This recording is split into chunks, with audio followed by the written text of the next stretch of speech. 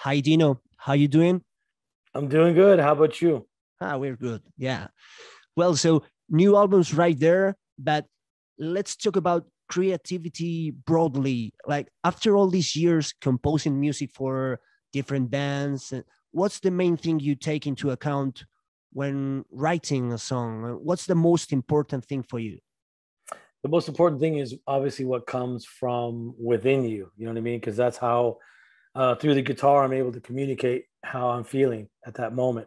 Um, but when I write a song, it's all about the tension and the release. I like to build up the tension in the music with the killer riffs, with the killer kick drums, syncopated together, heavy vocals, and then going into the melodic riff with the melodic vocals.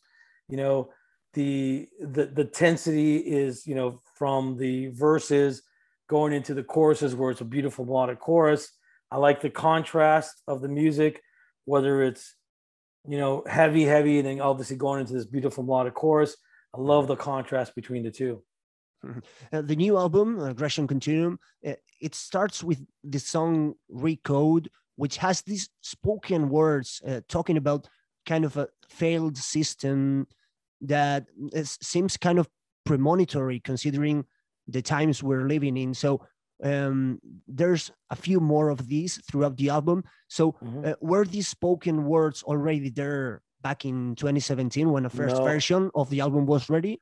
No? no, you're the first person to ask me that. No, they have not been there. That's something that I added in 2020 when I got the rights to the name Fear Factory. I wanted to go make improvements to the record, and besides adding the live drums and the keyboards and using Andy Steep to mix and getting my boy Damien Reynaud to produce the album and get it all together, I wanted to add these other elements, and definitely the spoken word that help transition the songs and the story and the concept. Adding all those spoken word things definitely helped a lot for me and definitely added to the record. Um, there was maybe only a couple of things that were in there, but I added a lot more, especially in front of Aggression Continuum, the end of the record, and also the start of the record. Those weren't there.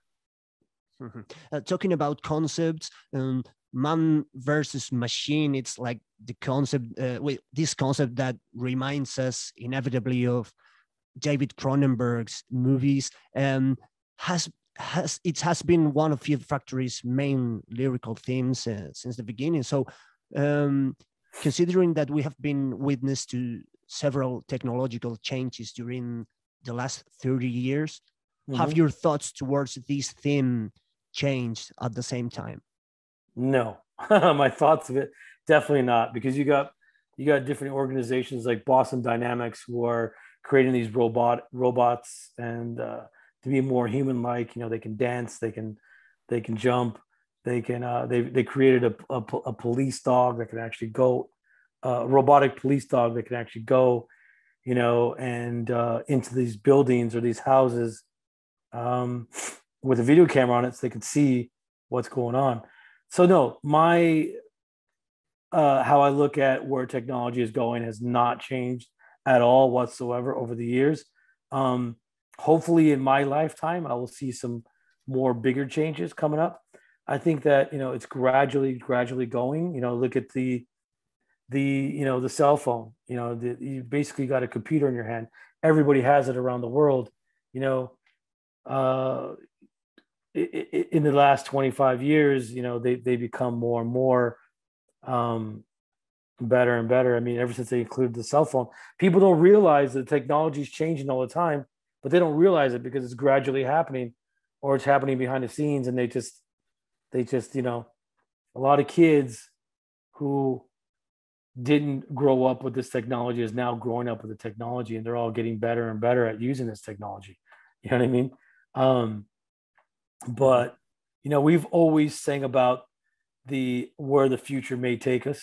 You know, um, we've always been influenced by it. Whether it's Ray Kurzweil, talking about nanotechnology and the singularity, um, or whether it's just everyday common things that we progress on, technically progress. You know what I mean? And so, yeah, we've always talked about the relationship between human and AI, for sure.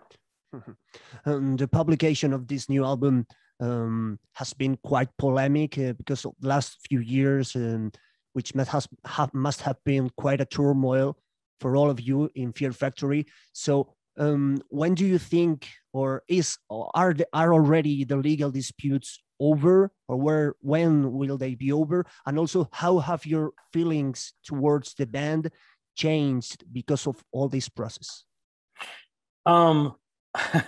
Well, the legal, I want to say that the legal stuff is over, but who knows? You know what I mean? I'm in the music business, and people, you know, and unfortunately people want to sue each other for whatever reason, right?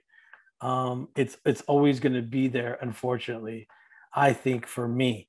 But I'm hopeful that it goes away. But my outcome on the music business has definitely not changed. You know, I still love the fact that I get up every morning and able to create music that maybe people will love and people like or influence. I think you asked the question of how do I feel about the band members? Have your feelings towards the band, towards Fear Factory, changed because of all that happened? No, definitely not. You know, like I said, I still love what I do. I still love what I created with Fear Factory, and I'm going to continue that moving forward.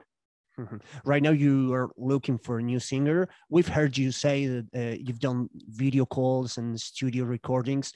Do you feel like you've got the right person already?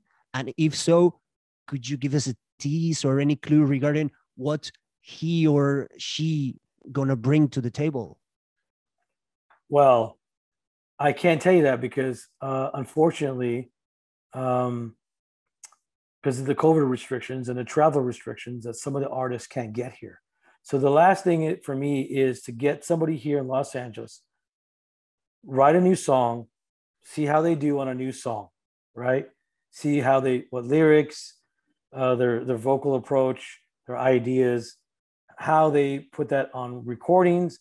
Also get to spend time with them, take them for a beer, see how they are, you know, because you're going to have to live with this person, right? When you go on tour. So I want to see how they are. I want to see the chemistry between, you know, myself and the other person. But I have it narrowed down to a few people, and until they can get here and start working with me, I'm not going to make that decision, you know, because there are some people there who are very talented and they can sing and they're amazing, and male and female. So it's really all about the chemistry now. That's all it is. That's going to make my final decision if I can work with these people. For you, it will be the first time in Fear Factory without Burton by your side.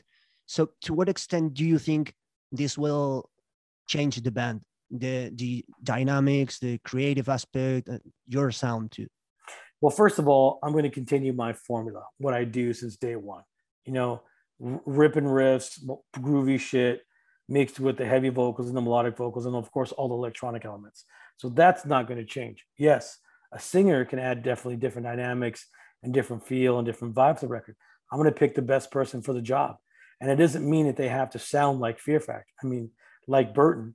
It just means that I'm going to give them a little bit more of their own identity and let them come up with some ideas. Sure, you know, I won't let the direction stray too far of what we've done, but I'm very excited to work with somebody new. I've been in this position many times before, and I look forward to it. Mm-hmm. Well, you've previously stated that Burton's issues with the band could have been worked out, but also that the door for him to come back wouldn't stay open forever. So are you looking forward to a hypothetical reunion, and in what terms could it happen? A reunion? Or both of you. No, I know what you're trying to say. I just think it's funny that no, he already made he made his decision, and that's what he has to live with. And me too. That's what I have to live with too. I have to move forward. But once I get a new singer, it's not going to be like Anthrax, where you get a new singer or multiple singers they've had, and then bring the old guy back. No, that's not my intention. That's not what I intend to do. I don't think that Burton could even do it anymore because live. You know, a lot of people like, oh man, he sounds great on the record, and that's studio. That's different than live. Live, you got one shot to get it right, and he's definitely done a lot of damage to his vocals. So even if he did come back, I would still be in the same position that I'm in. So I look forward to someone who's going to be able to sing it night after night after night, to come into the band and do it. And once I make a decision on a new singer, that's it. That's who I'm moving forward with. And that's where Fear Factory is going, you know. One last question on that issue. He left the band, stating publicly, and I quote here, that he cannot align himself with someone whom does not trust or respect, unquote. So do you feel that same way towards Burton? Oh, you know what? I'm gonna reserve my personal feelings on that, because I could really say a lot of negative stuff, and I don't want to feed this to the media. So, you know, he made his decision. You know, things could have been worked out a while ago, but like I said, once I move forward, that's it. Well, changing the subject, we like to talk a little bit also about gear. Like what's the gear that you're using right now, both for studio for the last okay, that's one of the guitars. Nice. You see this thing right here? Mm-hmm. See this little thing? Yeah. This stops the strings from making noises. My friend, a guy named Frank Felbo, came up with it. It's really, really cool. It's basically a noise stopper from these strings from making noises. Because when you play tight, so when you go, you know, really tight stuff, sometimes you can hear these strings ringing out, right? They make noise. And this is a little noise stopper. You've probably seen other artists put like a hair tie. Yeah, in the studio tricks, right? They put like tape, or they put other stuff on there. Yeah. This is really cool because this is totally does it, and it handles that job. It's great. This is also my signature guitar from Ormsby Guitars. It's a there you go. Could you tell us a bit about the guitar, the pedals, the amps? Yeah, this is the pickups. The Machete Seymour Duncan pickup. And it looks like a passive. It looks like a passive pickup, but it's actually active. So that's really cool. So yeah, this is a 7-string. It's also a multi-scale 7-string. So you can see that the frets are curved. Yeah, at an angle, I mean. Was it the guitar for the record? No, I just got that a few days ago. But here's the pedal, the Dino Cazares Protone Overdrive pedal. It's my signature pedal. I use this on the record for sure. And my Marshall, which is over here, I can't really show you, but it's my Marshall JCM 800 modified by Mike Fortin, is what I use on the record as well. How does it differ to the live gear? The live gear, yeah, I don't take my heads on the road anymore because one of my heads got stolen back in 1999, and I don't want that to happen again. So I take the Kemper, and the Kemper has these profile patches that you can make or you can download online and people can share them. If you go to my Patreon page, patreon.com/Dino Cazares, and you can go there and you can download some of my patches, that I have on there. And so if you have a Kemper or a Neural DSP, you can download my patches that I've made. That's cool. But yeah, I take the Kemper on the road. So if it gets stolen, no big deal. You buy another Kemper, I can download my tones, and it's all good. Talking about stories on the road, now there's not many live shows, but going back to that past days, do you have any particular warm-up routine while on tour before hitting stage every night? Yes, of course. Now that I've gotten older, my warm-up routine is definitely longer. Before, when I was younger, I could just go on stage and play, no warm-up. But now that I've gotten older, of course, I have to do different warm-up techniques. I got to stretch out my, all these muscles right here. So when you go like that, it stretches them out. both sides, stuff like that. I have to stretch them out, and I have to warm up for anywhere between a half an hour to an hour. And then I can go on stage and play. Is it any particular songs or just scales? And what's the process? Yeah, sometimes I do songs, sometimes I do scales, sometimes I pick up a bass and I warm up with the bass, because the bass is thicker strings and it's harder to play. So when I do that, it definitely warms up my hands a lot quicker. Mm-hmm. And during the rest of the day, like when you're out of the venue, what's the thing you tend to do or like to do? Two things. I like to go explore the city. I like to go look for new food, something I haven't tried before, or go shopping. Well, regarding also playing style, guitar playing style, well, I'd like to know your opinion on what has changed the most since the early days until today. Oh, wow. That's a good question. You're always learning. You're always learning something on the guitar, and it could be a different scale. It could be a different melodic pattern, and they could be just different picking techniques, different picking patterns as well. Yeah, I always try to, like, on this record, I do a lot of bends, a lot of this kind of stuff.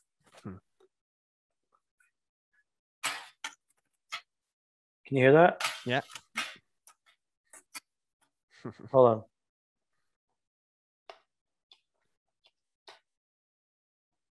I'm trying to plug my guitar in. Yeah.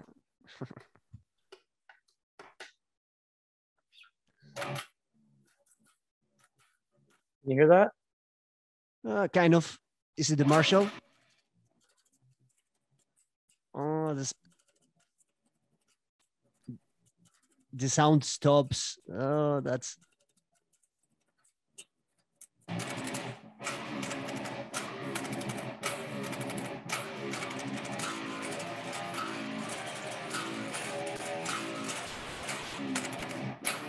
do a lot of bends, that kind of stuff on this record. Something that I haven't done on probably any Fear Factory record.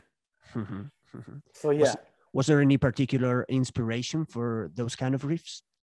Not necessarily, just maybe just the way it sounded cool. So I tried it and I liked it. So I put it on a lot of songs on the record, actually. Well, we were talking about guitar and early days. Do you remember the first day you picked up one and you ever played the guitar first time? Yes. When I was a kid, I was about 9 years old. I first saw AC/DC on television, and I knew that's what I wanted to play, guitar. And so I picked up the acoustic guitar that my dad had.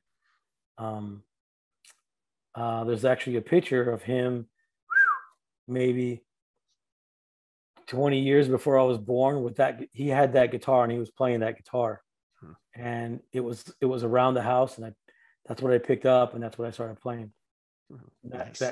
That in particular guitar. And then my brother accidentally broke it because the guitar was on the floor and he stepped on it accidentally, and the neck broke. So unfortunately, I don't have that old acoustic guitar anymore. But that's pretty much where I started. And I remember when I picked up the guitar, the strings were very old and dirty. And then it wasn't until, a little while later that I was able to get strings and put strings on it and try to figure out how to do all that stuff. And, it was a fun time for me. Well, just about fun times and continuing going back there in memory, we'd like to know about your 5 favorite albums. We have this section where we ask the musicians this, just without overthinking it, like the ones that influence you the most or left like a deep mark on you, and don't necessarily have to be metal. Oh, the majority of it's metal. Slayer, Rain and Blood, 100%. That record, definitely was a record that really got me into the faster picking. Exodus, Bonded by Blood, killer record, still to this day. You you can't deny classic songs and classic riffs. You know what I mean? Iron Maiden, Number of the Beast. You know, the first. There's too many. There's a lot to mention, but the first Van Halen record was really turned me on to guitar tone. I really like those guitar tones on the record, and of course AC/DC. You know, Back in Black, Highway to Hell, Powerage. There's so many records to go to.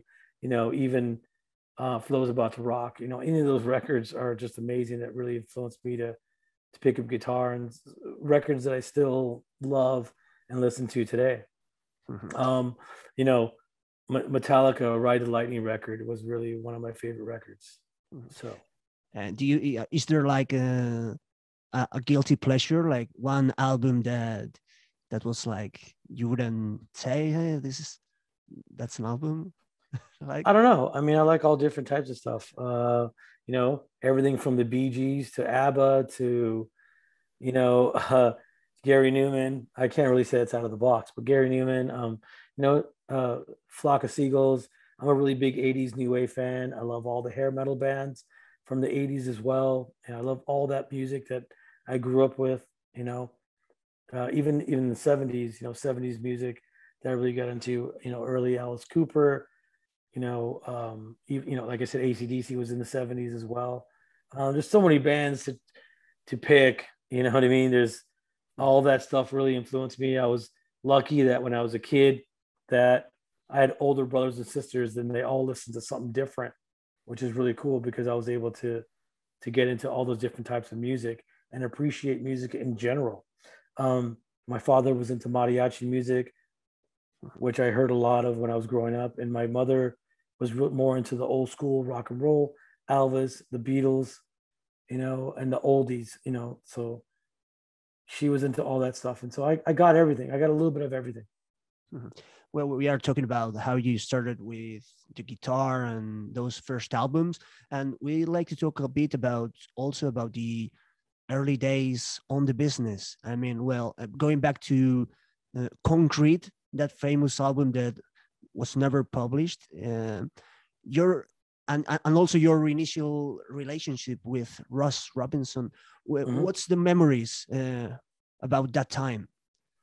Oh, memories are great. I mean, you know, Ross Robinson's a really good friend of mine. He's been a good friend of mine forever. But yeah, we went in to do the record Concrete.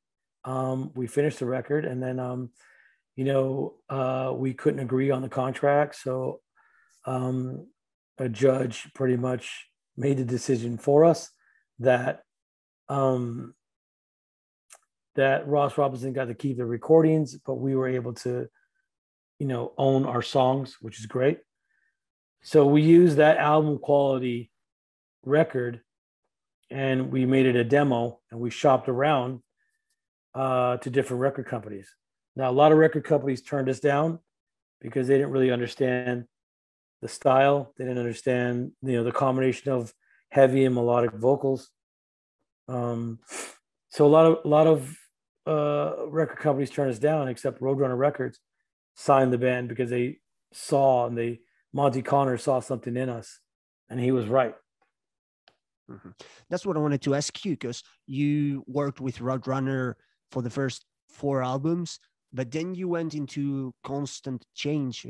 There has been, I think, 4 labels that supported you for the next albums. So has this given you kind of a broader perspective on the way different record labels differ in working philosophy? Well, yeah, there's different things that you can do. Of course, you know, every record label has something different, and every record label has a lot of the same. You know what I mean? When it comes to contracts, yeah, we've done licensing deals, we've done record contracts, we've done it all. And as much as you can own your music is best. You know what I mean? But it doesn't always work out that way. But yeah, you know, I've only been on, I think I'm going to say 3 different record companies. The other record companies was when I was out of the band that those other guys signed to. So there was multiple record companies, yeah, for the band, but I wasn't in all of them. Mm-hmm. It's 30 years for Fear Factory, and the music industry has changed dramatically in that time. So what was the most unexpected change for you, the one that you couldn't see coming? Well, nowadays, a lot of record companies like to see how big you are on social media, how well does the band promote themselves. You know what I mean? Because that's pretty much the outlet that we have nowadays. That every artist has. They can go and they can promote themselves. They can sell their own records and they can sell their own songs, and anybody can get anything on Spotify and so on and so on. But the record company really wants to know how many fans you have, and that's one of the big things that I noticed for new artists. But one of the things that I didn't like that the record companies demand is that they get all the income from your YouTube channel, and so the band does not make any money off the YouTube channel. It's all the record company. But it goes back to the money that they collect from the YouTube channel goes back to paying back the debt or the loan that they've given you. So it's almost like record sales nowadays. Like, back in the day, a band puts out a record, they sell CDs, and the CD sales pay back the loan that the record company gave you. Nowadays, it's the YouTube channel. The YouTube channel helps monetizing the YouTube channel helps you pay back the loan that they gave you. Just to close the interview, any plans for the 30th anniversary? Are you planning to celebrate somehow when we're in the 30th anniversary, and I've been celebrating that this record's coming out. You know what I mean? That's a big celebration for me, that we lasted 10 records and 30 years. All right. So Dino, thank you for the chat. It was a pleasure. Hope the best for you and the album and the band. We hope we can see you live soon. Thank you very much. I can't wait to get out there on the road. And if anybody wants to know anything or buy anything from Fear Factory, go to fearfactory.com, and there you can get everything.